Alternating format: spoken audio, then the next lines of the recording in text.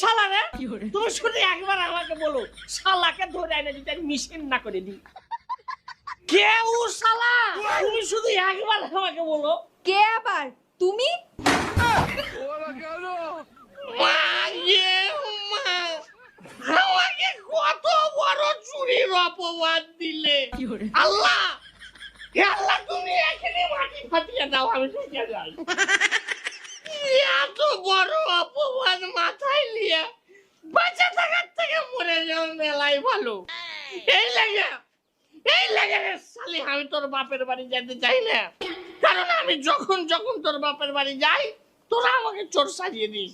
ওটা তো আমিও বুঝতে পারি না যে তুমি যখন যখন আমার বাপের বাড়ি যাও ঠিক তখন তখনই কেন আমার বাপের বাড়িতে চুরি হয়।